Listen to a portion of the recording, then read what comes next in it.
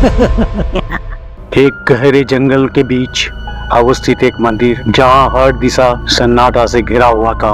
केवल मंदिर के भीतर जल रही दिया की रोशनी उस घन अंधेरे की काट रही थी।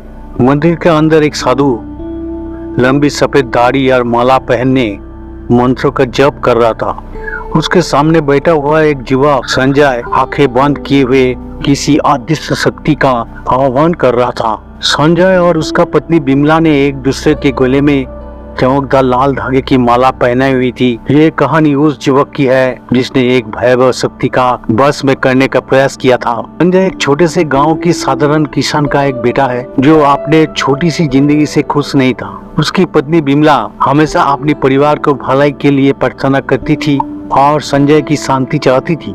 एक दिन संजय ने अपने गांव के मंदिर के पुजारी से सुना कि किसी विशेष साधना से इच्छित वस्तु प्राप्त की जा सकती है। लालच और असंतोष से भरा संजय उस प्रार्थना को करने का निर्णय करता है, भले ही उसका पत्नी उसे क्यों न रोका हो। संजय ने तय समय पर मंदिर के बाहर प्रार्थना शुरू कर दी।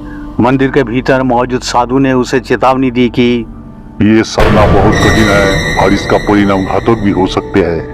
लेकिन संजय के मन में लालच इस कदर हावी हो चुका था कि उसने साधु की चेतावनी को नजरअंदाज कर दिया।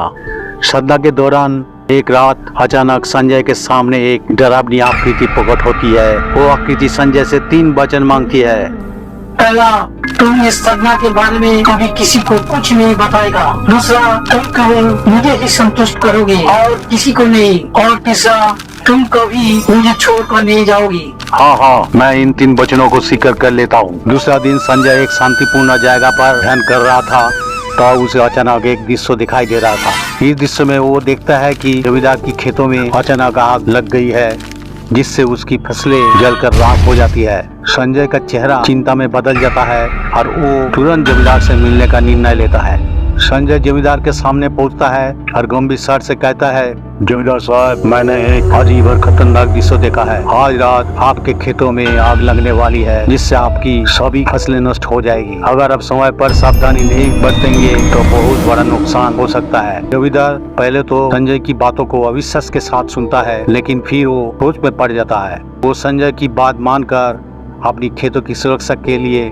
इंतजाम करवाता है। रात की समय जमींदार के खेतों में वाकई आग लगने की कोशिश होती है, लेकिन संजय की भविष्यवाणी के कारण समय पर सावधानी बरतने से आग का तुरंत बुझा दिया जाता है, फसलें बच जाती है। जमींदार संजय का इस सटीक भविष्यवाणी से प्रभावित होता है और उसे धन्यवाद स्वरूप बहुत सारी धन देने का निर्णय लेते हैं। दूसरा, एक दिन संजय गाँव के मंदिर में प्रार्थना कर रहे थे तो उसे अचानक एक तीव्र दृश्य दिखाई देता है।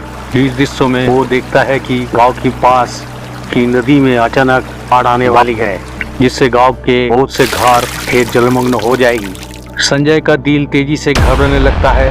वो तुरंत गांव के मुखिया के पास जाकर खतरे का चेतावनी देने का निर्णय करता है। यह मुखिया के घर पहुंचता है और घबराते हुए कहता है, मुखिया जी, मैंने एक भयानक दृश्य देखा है। नदी का जलस्तर अचानक बढ़ने वाला है, जिससे हमारे गाँव पर बाढ़ का खतरा मंडरा रहा है। हमें तुरंत गांव वालों को सचेत करना होगा और नदी के किनारे बसे घरों को खाली करना होगा। अगर हमने समय रहते ये कदम नहीं उठाया तो गांव की भारी नुकसान हो सकता है।